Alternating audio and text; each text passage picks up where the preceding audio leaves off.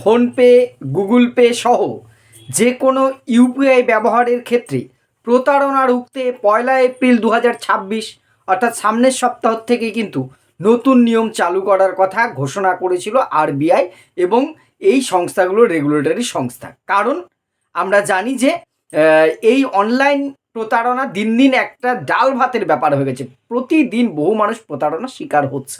আমি এর আগেও ভিডিও বলেছিলাম যে চালু হচ্ছে, কিন্তু এইগুলো চালু করার ক্ষেত্রে নতুন আরও বেশি সুরক্ষা কবচ চালু করার ক্ষেত্রে ব্যাংকগুলোর একটি অনীহা দেখা দিচ্ছে। হ্যাঁ, এটা আমার মন গড়া কথা নয়, এটা সংবাদপত্র বেরিয়েছে। ব্যাংকগুলো কি নিজেদের গাফিলতি, না তারা চাইছে না আপনার আমার টাকা বেশি সুরক্ষিত হোক? রিজার্ভ ব্যাংক কিন্তু বলেছিল যে 1 এপ্রিল থেকে এটা চালু হবে। এখন অবধি কোনো গাইডলাইন কি আপনি পেয়েছেন? আপনি নিশ্চয়ই ফোনপে, গুগল পে কিছু না কিছু ব্যবহার করেন। আপনার কাছে কোনো নতুন ইনস্ট্রাকশন এসছে? 1 এপ্রিল থেকে যদি চালু হয়ে যায়, এতদিন চলে আসার কথা যে অমুক দিন থেকে এই নতুন নিয়ম আপনার চালু হচ্ছে, আপনাকে আপডেট করতে হবে বা কিছু, এখনও অবধি কিন্তু কোনো সার্কুলার জারি হয়নি। তাহলে কি আমরা আবার সেই প্রতারকদের খপ্পরেই পড়তে থাকবো? এখন যে কোনো ইউপিআই থেকে আমরা টাকা ট্রানজ্যাকশন করতে গেলে কি করতে হয়? শুধু একটা পিন নম্বর দিলে পরেই টাকা চলে যায়, তাই তো? আমি আপনার নম্বরে টাকা পাঠাবো, এই পিন দেবো, চলে যাবে। একটা কিউআর স্ক্যান করব, পিন দেবো, চলে যাবে। এই সুযোগটা কাজে লাগিয়ে প্রতারকরা কিন্তু জেরবার করে দিচ্ছে সাধারণ মানুষকে। প্রায় দিন আপনারা যারা খোঁজখবর রাখেন দেখেছেন, এই ইউপিআই যেন প্রতারকদের একদম স্বর্গরাজ্য হয়ে গেছে।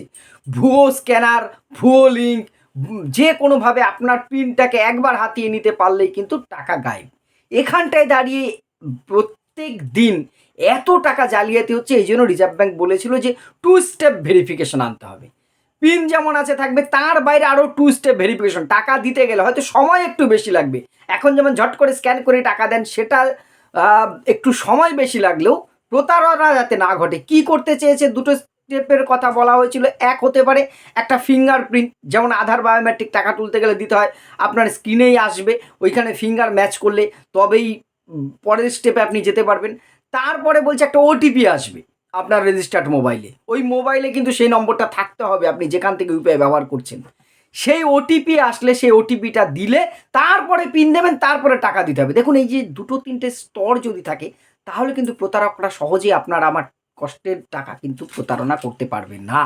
কারণ একটা জায়গার লক ভাঙবে, দ্বিতীয়টা ভাঙলে তৃতীয়টা, 3টে জায়গায় পরীক্ষা দিয়ে তবে আপনি একটা জায়গায় টাকা দিতে পারবেন। ফলে অত সহজে তখন প্রতারণাটা হবে না। এবার সঠিক গাইডলাইন কি হবে, কোন অ্যাপে কি নিয়ম হবে, বা ব্যাংকগুলোর ক্ষেত্রে কি করণীয়, সেটা কিন্তু এখনও গাইডলাইন না আরবিআই প্রকাশ করেছে। ব্যাংকগুলো এই নিয়ে কিন্তু দ্বিধাগ্রস্ত রয়েছে, কোনো নির্দেশিকা আসেনি।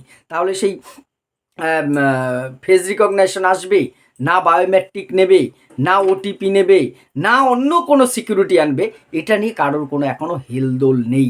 এই সিকিউরিটিটা কিন্তু ইমিডিয়েট দরকার। না হলে এখন আমরা এমন অভ্যস্ত হয়ে গেছি, ফোনপে, গুগল পে, পেটিএম এই ধরনের অ্যাপ ছাড়া আমরা চলতে পারবো না, আমাদের চলার আর উপায় নেই। কিন্তু সেখানে যদি নিত্যদিন এরকম প্রতারণা হতে থাকে, আমরা যাব কোথায়? এই সিকিউরিটিটা দরকার, কিন্তু এটা কিন্তু চালু হওয়ার ক্ষেত্রে অন্তরায় হয়ে যাচ্ছে এই নির্দেশে। আমরা জানি, আমরা ভারতবর্ষে এমন কিছু একটা আইন করতে গেলে তার লাল ফিতের ফাঁস খুলতে খুলতে খুলতে খুলতে কতদিন সময় লেগে যায়, 18 মাসে বছর না 36 মাসে বছর, সেটা বোঝাটাই দায়। অনেকে প্রস্তাব দিচ্ছে দরকার হলে মোবাইল এখন ডিজি লকারে আমাদের তথ্য থাকে, সেই তথ্য ব্যবহার করে বা অন্য আরও কোনো যদি সুরক্ষার আটঘাট বাঁধা যায়, সেটা বেঁধেই এটা করা উচিত। কারণ না হলে কিন্তু বহু মানুষ যারা এতটা বুঝি না আমরা, বা বুঝলেও নিত্যদিন যে কোনো টাইম বিভিন্নভাবে টাকা কিন্তু প্রতারণা হচ্ছে, ব্যাংক থেকে টাকা কেটে নিচ্ছে। আর এই যে ব্যাংকগুলোর একটু অনীহার কথা উঠে আসছে, সেটাও কিন্তু একটু আশ্চর্য লাগছে। সন্দেহের জায়গা তৈরি হচ্ছে। তাহলে কি শস্যের মধ্যে কোথাও ভূত নেই তো? সেটা না হলেই ভালো। আমরা চাই আমার টাকা পাঠাতে বা রিসিভ করতে আরও 2 মিনিট সময় বেশি লাগুক, কিন্তু সেটা যেন সুরক্ষিত, নিরাপদ থাকে, সেটা কিন্তু আমরা সবাই চাই। আপনাদের কি মতামত? এই ধরনের সুরক্ষাটা কি খুব প্রয়োজন, বা খুব তাড়াতাড়ি এটা চালু হওয়ার দরকার, না যেমন চলছে তেমনটাই চলুন? আপনাদের মতামত অবশ্যই কমেন্ট বক্সে জানাবেন। ধন্যবাদ।